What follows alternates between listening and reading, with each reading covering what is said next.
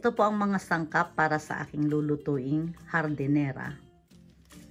1 kilong kasim, bawang, 5 cloves na bawang, sibuyas, may isang buong maliit lang po ito na sibuyas, 1/2 tablespoon salt, 1/2 tablespoon pamintang buo, 1 tablespoon sugar, 3 tablespoon ketchup, 1 tablespoon tomato paste, 5 tablespoon suka vinegar,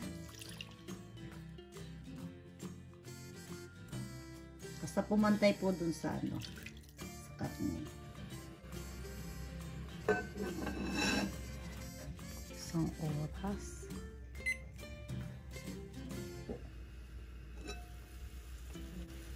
Haluin lang po natin.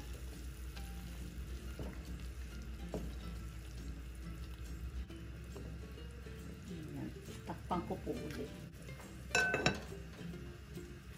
Po, isang oras na po. Tingnan po natin. Ayan. Hayaan ko po munang lumamig yan dyan. Ilalagay. Kunti lang po ito kasi 1 kilo lang naman ito. Lamig na.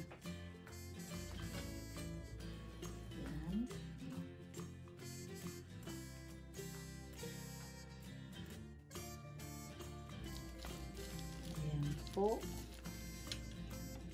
Ayan. Maglalagay po ako ng cornstarch para po pinaka-binder po nung karne. Lang po wag maghiwa-hiwala yung karne kapag hiniwa na po ito. 2 tablespoon. Yan ang sibuyas. Yan, hayaan lang po natin na lumambot yung sibuyas. Ito po natin ang bawang. 2 cloves na bawang.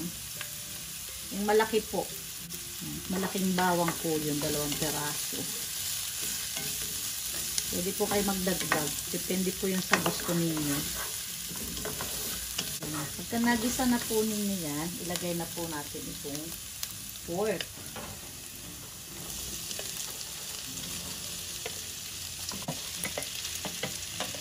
Ham or luncheon meat. Pwede po kayong gumamit ng spam, white and black pepper, red and green bell pepper, and pineapple tedbits 75 grams, pickles release 200 grams, 75 grams na raisen, chicken powder 1 teaspoon, tomato paste 1 tablespoon, 2 tablespoon ketchup. Haluin lang po natin. Medyo nagtubig naman po ito kasi doon sa pineapple.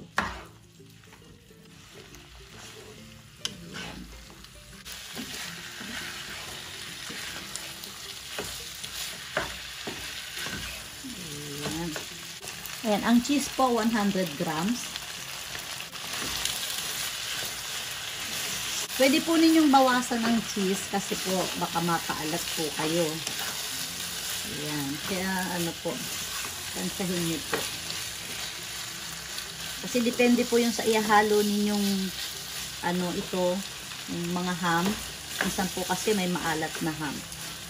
Ayan, maglalagay lang po ako ng konting cornstarch. Binder lang po natin ito. Ayan. Minsan, pagka hindi po nilagyan, ano po pag hiniwa po ninyo, naghiwa-hiwalay na. Ayan. Maganda po maglagay ng cornstarch. Off ko na po yung kalan. Ayan. Diyan po muna yan. Ayan. Ininit ko po ito dahon ng saging. Pwede naman po ang walang dahon ng saging. Kaya lang mas masarap po pagka may dahon ng saging.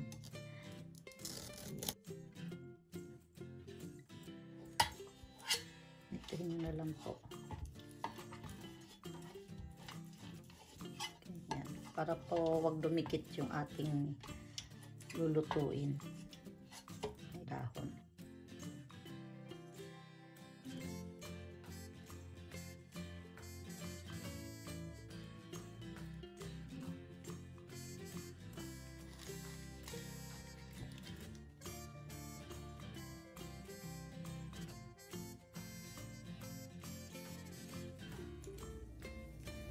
Konti lang po.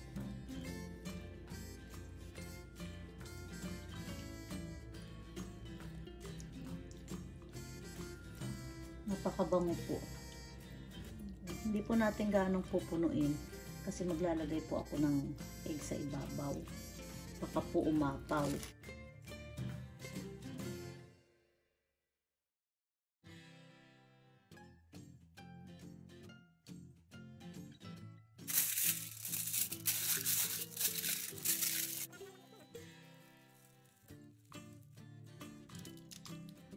Kumukulo na po yung tubig.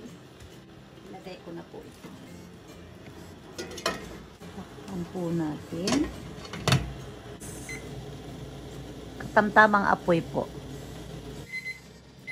Ayan po. Off ko na po yung kalan. Ayan.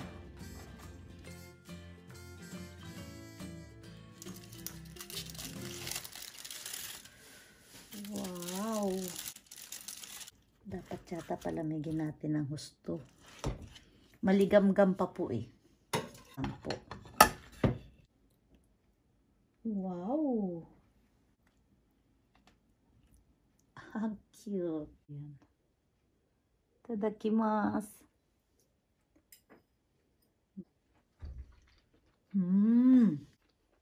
Grabe po ito. Ang sarap. Ito po.